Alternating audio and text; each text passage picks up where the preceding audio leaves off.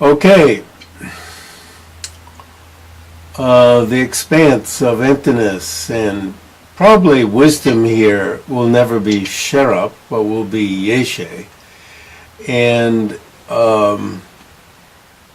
yeshe, some people want to translate as primordial wisdom, but that's probably going too far to take every yeshe as primordial, since yeshe, appears in the textbooks of all the orders of Tibetan Buddhism.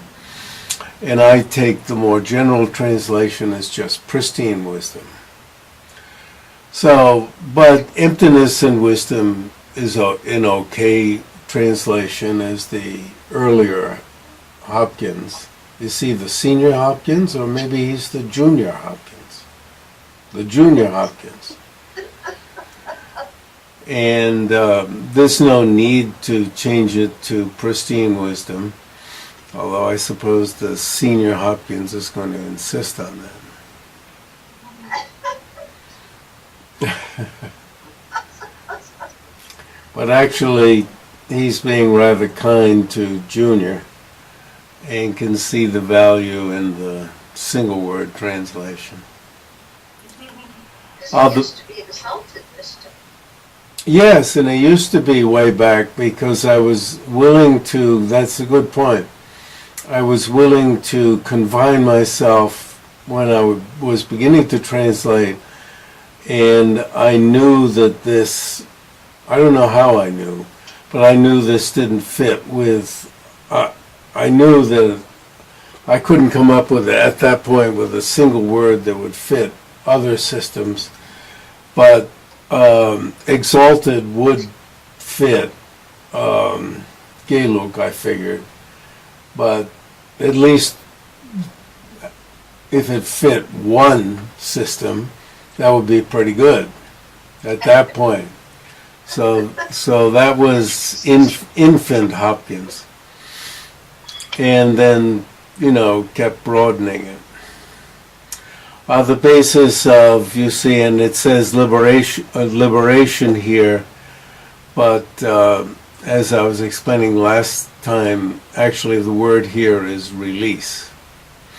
Another word for liberation, but really it's release.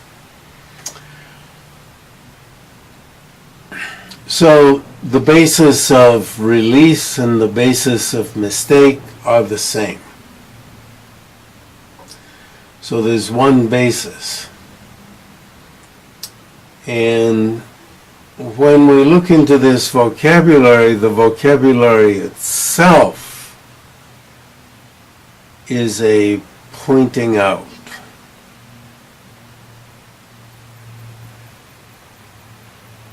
And even the play in Tibetan on trul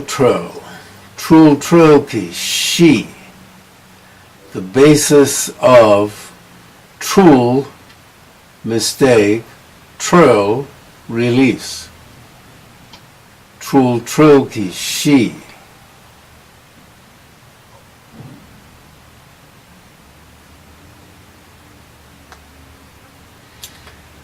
And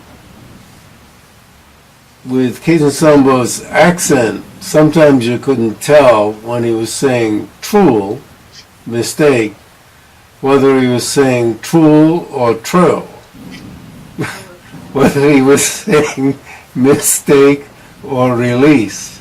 And when he was saying release, was he saying release or mistake?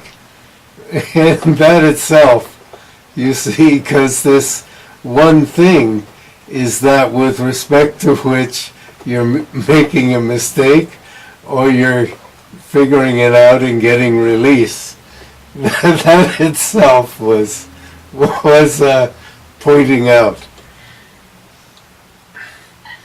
If you had a sense of humor. If you didn't, you'd be just, oh, I've got to get it exactly right.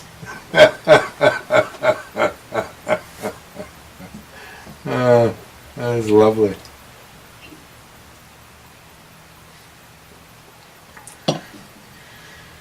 So you see, as I was saying about this Snow Lion advertisement, which chose out this beautiful sentence or two where it said,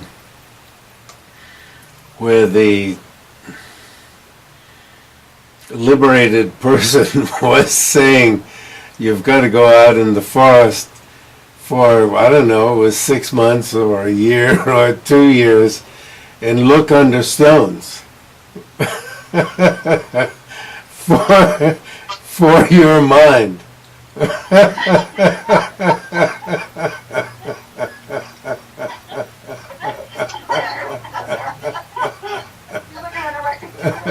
Yeah.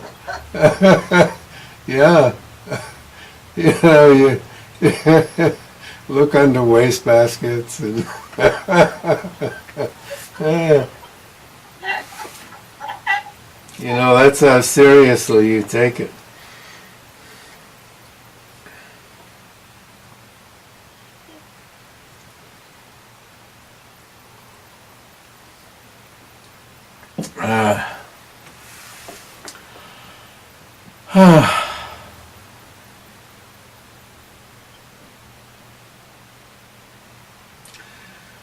So these sentences are very ripe.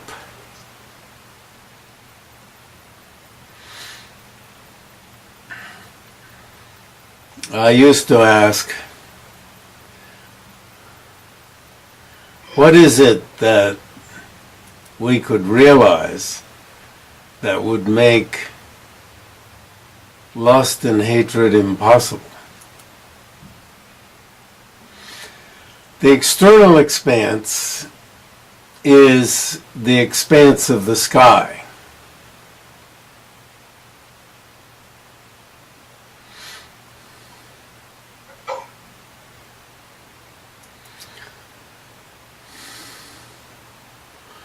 The internal expanse is the empty expanse of the mind. Now you might think, well, my mind's full of a whole lot of garbage.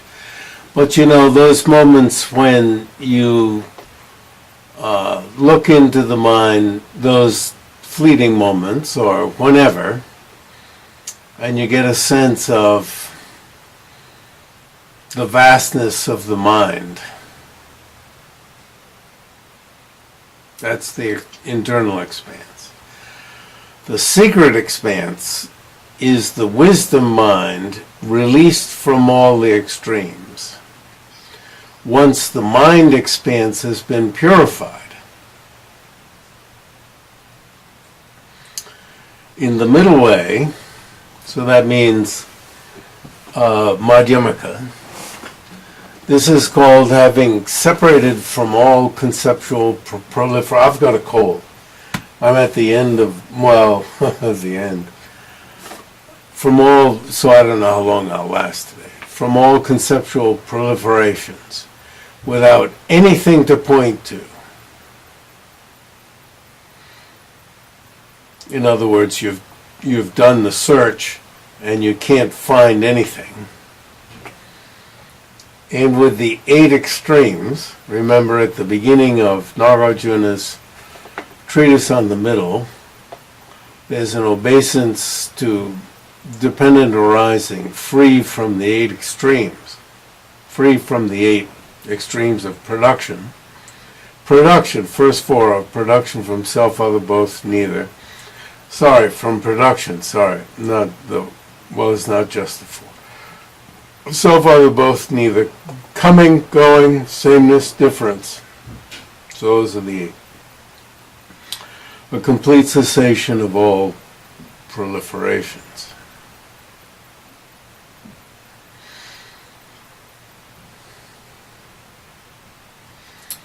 So that's why, as Khetsun Sangpo says, one does a study of reasonings.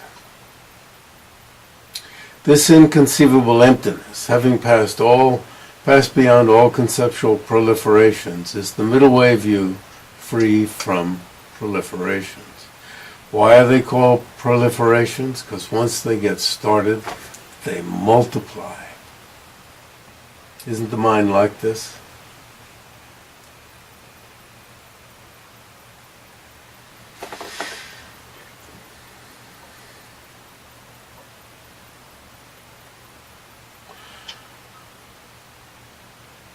Which in mantra is identified through a process beginning with the Lama's pointing out and you're identifying your own mind.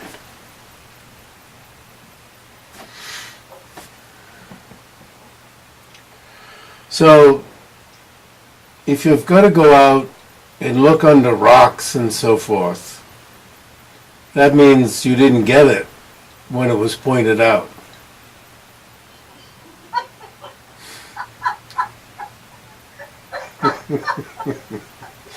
So that's why I translate it in two parts. I don't just translate it as the pointing out, because I want to make sure you understand there's two parts to it. You got to get it. You got to identify it.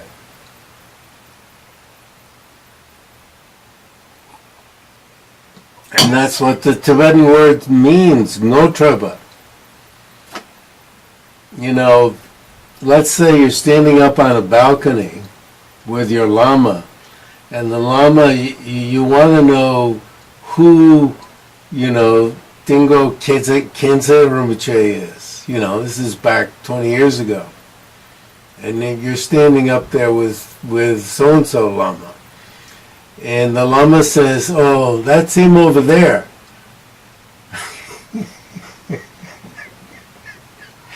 And you don't get it. You don't identify. And you think, oh shit, I didn't, you know, and the Lama says, go down and see him. Get out of here.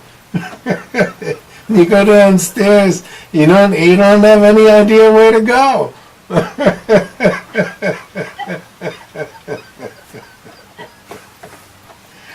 Okay.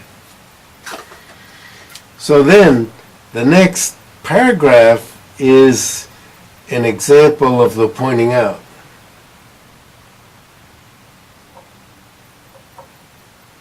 Jeffrey, on the previous one where it says, point out and identify your own mind, it sounds like you're identifying the emptiness of the mind, or is it the mind that is empty? Oh, it sounds like from doing this you didn't figure it out. No, that's why I looked under her computer.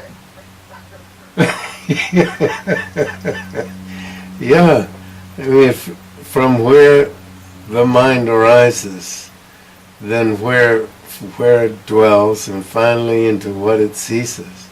Yeah, now let's see what he says. Yeah, and it's a good point. It's a very good point.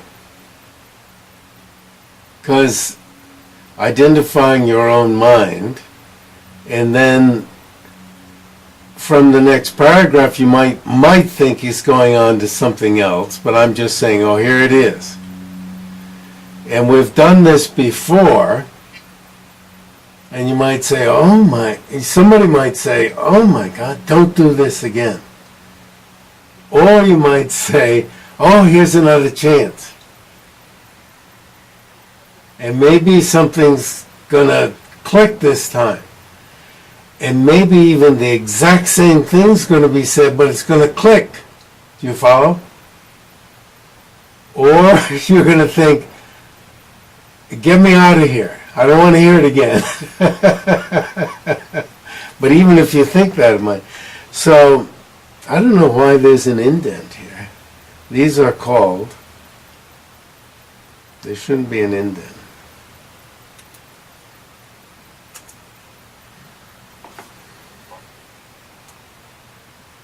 These are called the arising, jung, dwelling, ne, going, dro. Senki, jung ne dro sum. Jung ne dro sum. So you can see, this is so hard to do, For some. I'm not indicating by that, I told the story of my translating for somebody else and then my thereby being drawn into doing this. I'm not claiming this is easy for me. At first you think solely about what mind is and where, at first. So I think this is going to be Venerable's answer. At first, this is what happens.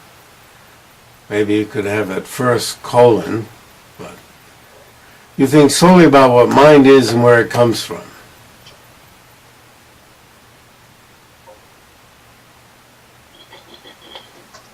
Without any further instruction seeing the place of its arising. Mind then must, I'm adding a little bit from my own practice, you have a thought. Well, where did that come from?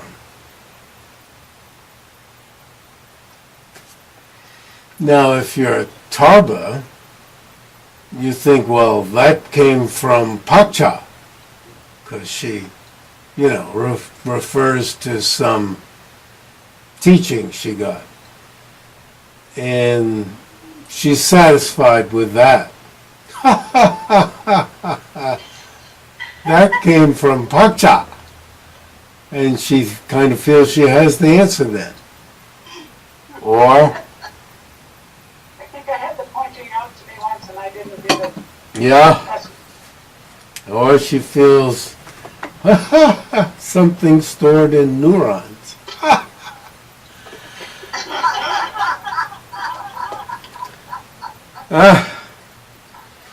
And she wants to go on to the next phase of the process. She hasn't, thought about where the hell did that, there's something there. Where'd it come from? Where? Okay. Then, once you've understood that mind is something that cannot become entirely non-existent, for it's happy, sad, desirous, hateful, and so forth. Once it's understood as existing, you examine the upper, not middling. Junior was frozen into thinking middle was middling. Middle and lower parts of the body for its place of dwelling. So once she spent a couple years fruitlessly searching under rocks and chopping down a tree and cutting it open and seeing if it was inside there. She thought, well, it's got to be in some part of the body. Since it's not suitable for it to dwell in external phenomena such as a house, tore apart that house, didn't she? It was a mess. Awful. What a mess she made of that house. You folks had to go and completely rearrange it. Oh. Anyway, you spend a month or two in this search with great intensity and solitary retreat. 1 month or two. You just read the sentence. Isn't that enough?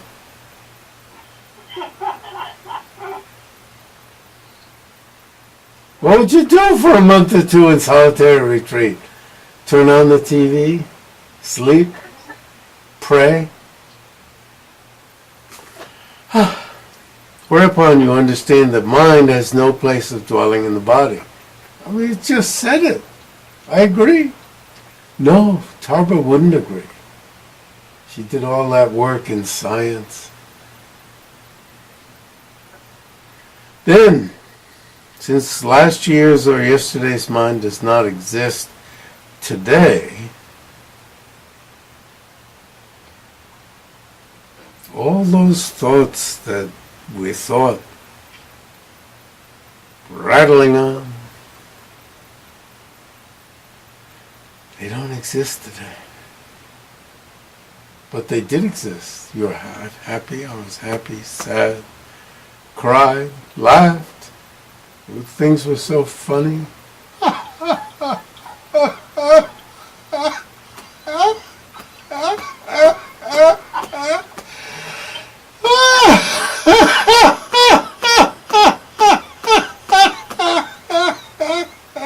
What a laugh we had! I never laughed so hard in my life!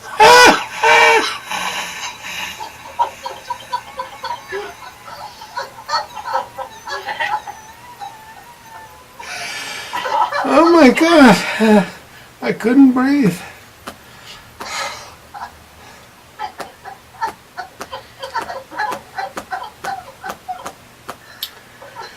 Oh, if we could only laugh like that again.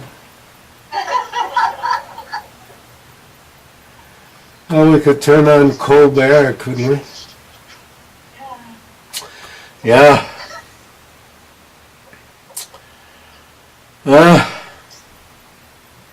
You examine where it disappeared. Right there, it disappeared.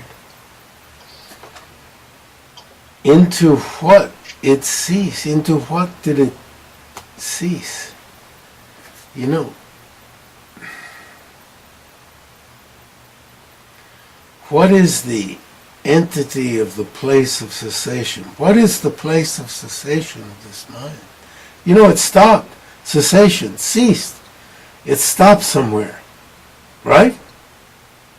When one thought stops, what does it stop into? It's like a cloud. You're looking at a cloud and it stops. What does it stop into?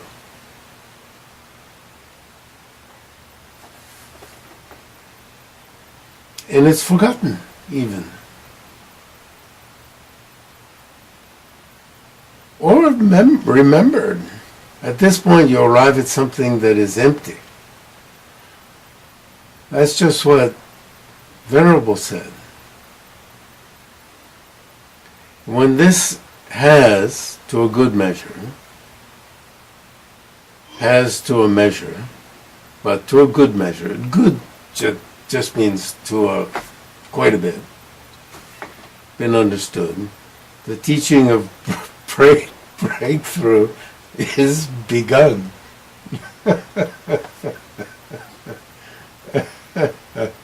Oh my gosh. Is begun or has begun? Begins? I think it means begins. Begins. Yes.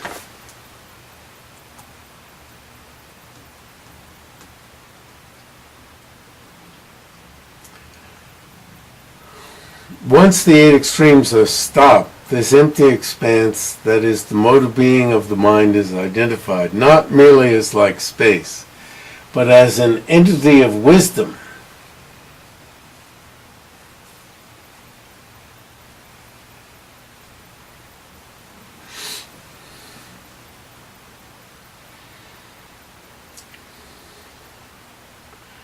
You see, you understand that it's empty, but you have to understand that it is an entity of wisdom with all the auspicious attributes of knowledge. You see, this is Hopkins Jr., almost Hopkins baby, 5 years old or however old I was, at which I decided that the translation of Rigpa is knowledge. And I don't mind keeping knowledge.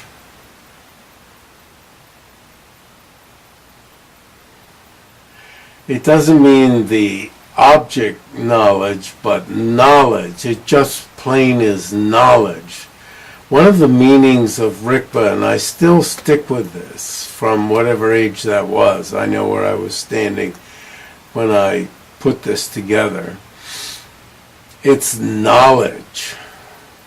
Knowing. I mean, Rigpa means knowing. Ma-Rigpa, which is ignorance, not knowing, Well, what does ignorance mean? It means not knowing. Knowledge, empathy and power, spontaneously established.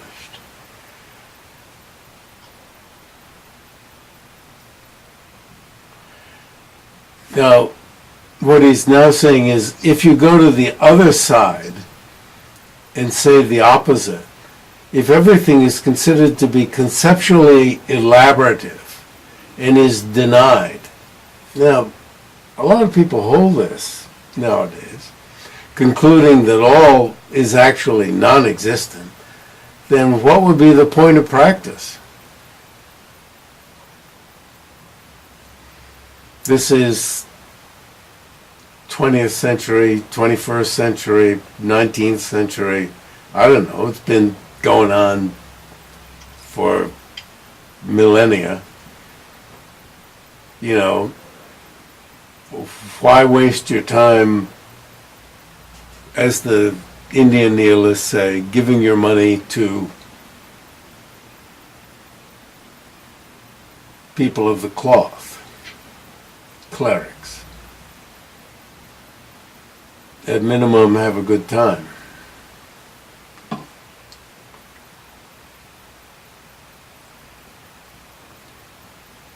I related the story earlier of a girl who took me to meet her father,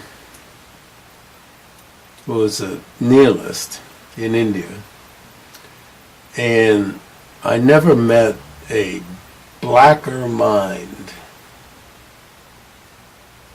just the, you know, a nice enough person, but the sense of meeting blackness, darkness in my life. But, you know, I had to look from within to see that. But the great wisdom that spontaneously has the Buddha attributes of knowledge, empathy, and power. So the word for knowledge here nowadays was Senior Hopkins is, Rikba is what? What? Intrinsic awareness. Of intrinsic awareness. But you see, it's knowledge says a lot. What was with all the auspicious attributes. Anyway, empathy and power is identified by the Lama. Whereupon you must abide in this path by way of mindfulness and introspection, and thereby proceed to Buddhahood. Now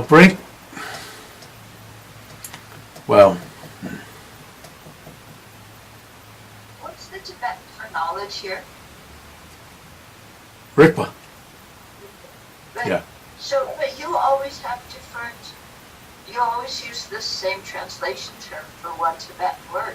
Yes, but you see, this was Junior Hopkins who translated this. And So we read pristine wisdom. Intrinsic awareness. Intrinsic awareness. yeah, these can all be changed to intrinsic awareness. I mean, they should be brought up to date. I mean,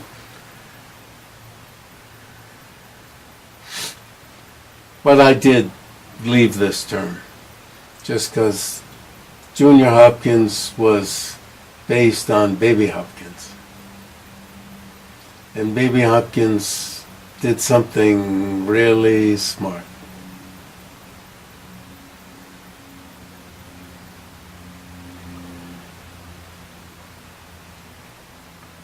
And then, except for proceeding this way, external rearrangements through changing in clothing and so forth, you know, I'm always trying to put on nice clothing. Well, you can't see it. I've got a...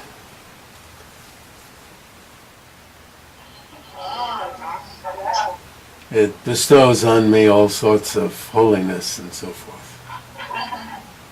Intrinsic awareness and empathy and power, long life, all sorts of wonderful things. And I put this on, make myself wonderful, put a picture of the Lama here, and then over here I've got for the camera the, Khetsun Sangpo and on LinkedIn. Just decorations all around me.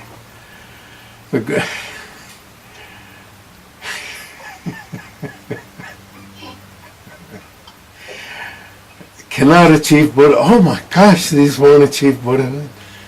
However, this does not mean that fabricated practices are not to be done. Now he's talking about changes of clothing, which means the taking of vows. Until the doctrine which the Lama reveals has been actualized, effort and exertion are needed. Without them, the true essence is lost. Without effort and exertion, the taking of vows, the maintaining of the meaning of vows, and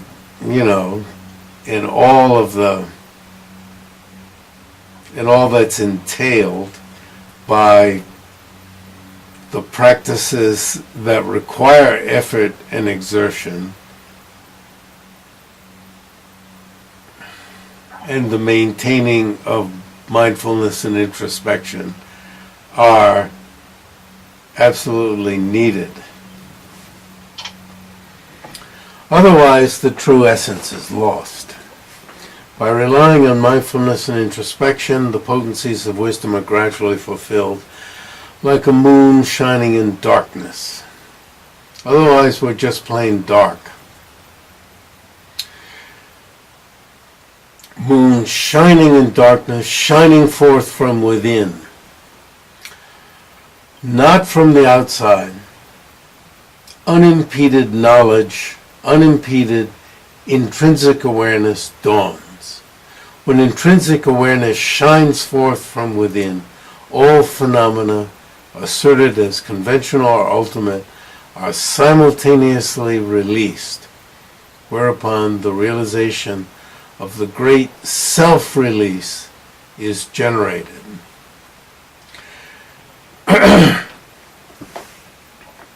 At that time, you effortlessly attain the great Buddhahood, the expanse of emptiness and the pristine wisdom of self-release.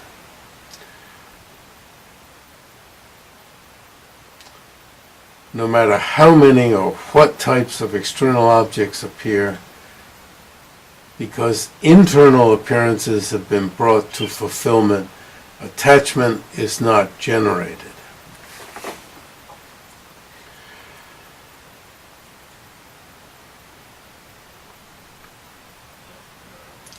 So, the spontaneous nature of the mind has to be brought to fulfillment.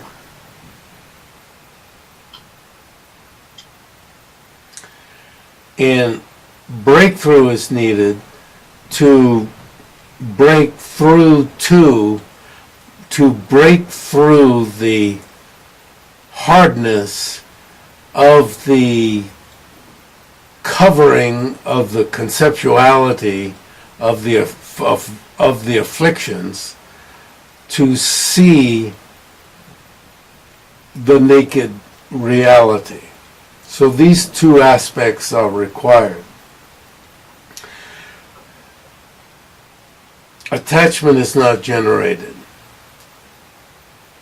Grasping is not involved because all conceptual proliferations have been eliminated. The source of a sense of apprehender and apprehended has been concluded. Because a pristine wisdom beyond stoppage and achievement, there's nothing left to be stopped. There's nothing left to be achieved. Because such a wisdom has appeared from within, there's nothing to be cast aside, to be abandoned, and nothing to be achieved. You're beyond the external subjects and objects of adoption and abandonment. This is just what's said in the Perfection of Wisdom literature.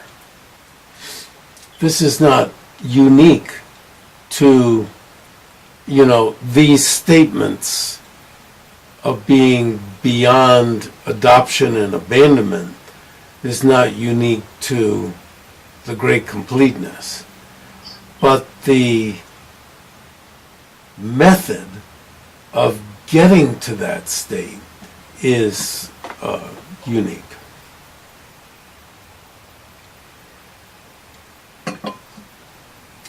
The auspicious Buddha attributes are spontaneously established in this union of the expanse of profound emptiness and pristine wisdom. Emptiness and wisdom. It is called the expanse and wisdom of the way of spontaneous completion.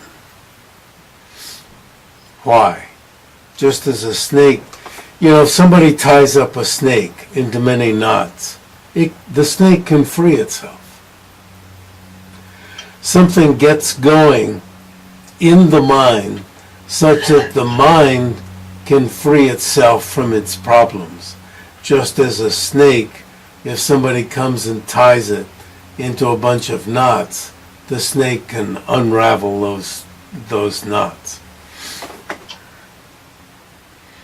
If you tie a rope into a bunch of knots, the rope can't untie itself. It's a cute metaphor. If you could do it.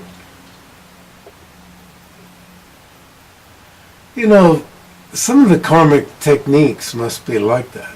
When you imagine, when you're cleaning the house, that you're cleaning away the afflictive emotions of all sentient beings.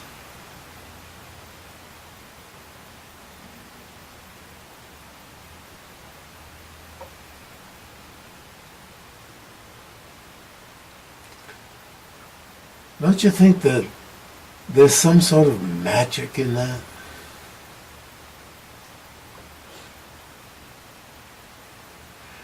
When you engage in a virtuous activity, and you think, I'm engaging in this activity, as I perform this virtuous activity, I am cleaning away, not I will, I am cleaning away the afflictive emotions of all sentient beings. You see, when you imagine that you are doing this, this imagination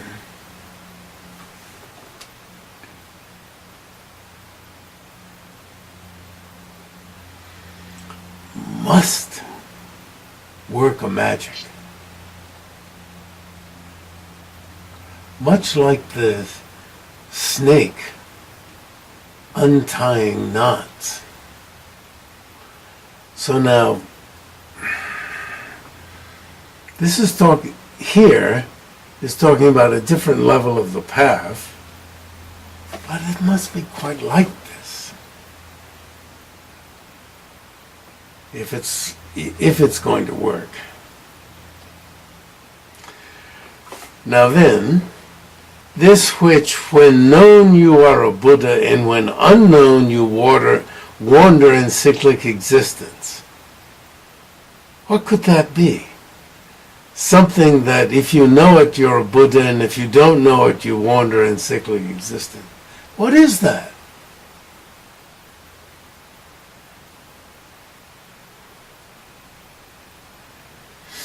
Now there's a comma in the next clause that has to go out. In itself is beyond both cyclic existence and nirvana. I think with that comma there you can't think about it. Because there's another comma just before. In itself is beyond both cyclic existence and nirvana. Right? Shouldn't that comma go? See, when you think about the grammar, it causes you to think about the meaning. In itself, you still have to pause. In itself, is beyond both cyclic existence and nirvana. It would have to be.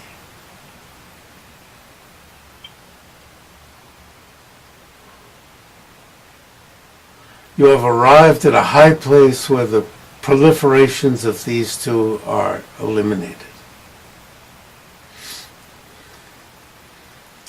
At minimum, it's a nice story.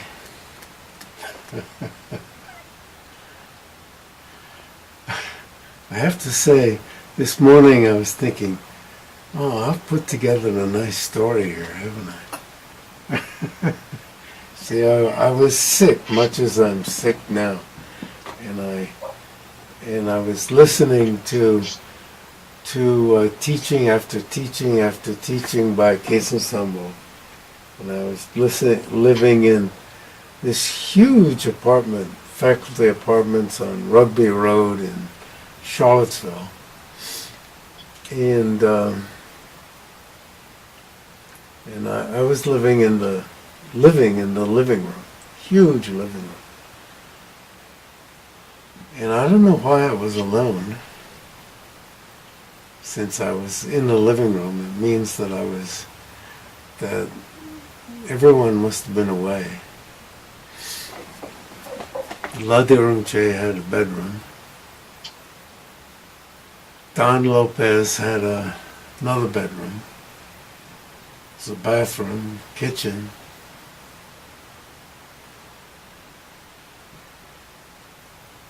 Betsy, where did she live? Probably down the hall in Harvey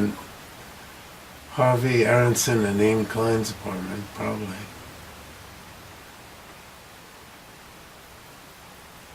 And I was listening to teaching after teaching after teaching and choosing out the sentences for this story, 10-page story.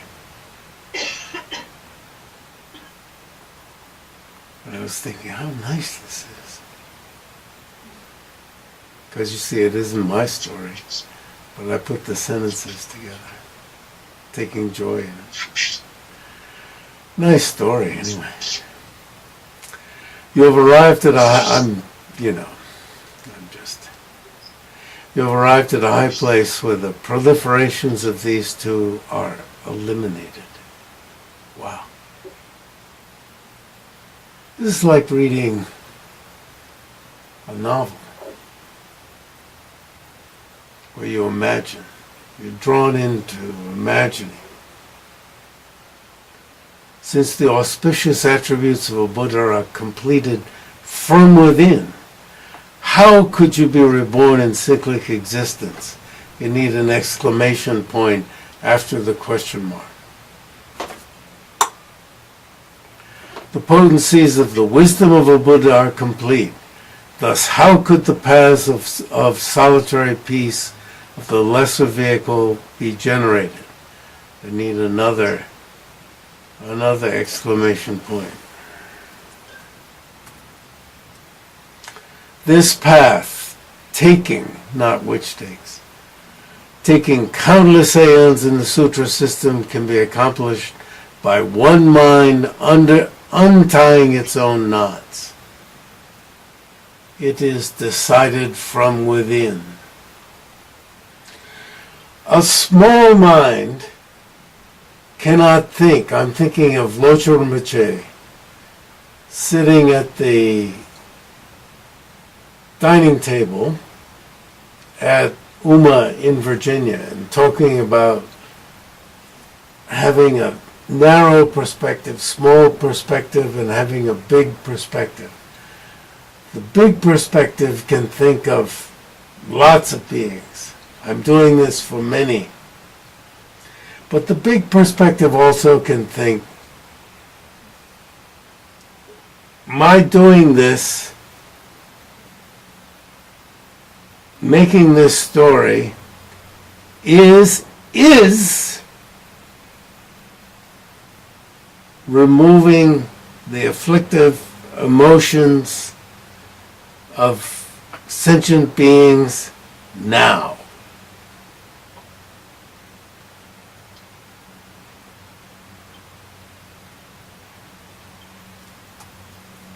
Small perspective thinks, oh, I'm just a tiny, tiny little being. I couldn't imagine that. And at most I could think, well, it accumulates some merit so that at Buddhahood I will be able to do something to help sentient beings later, way in the future, when I am this miserable being, will be able to help. Be brave. It's your imagination.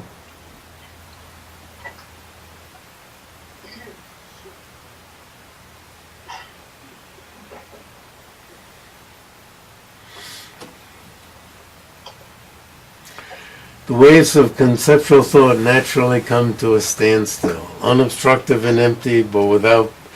Oh, this is great.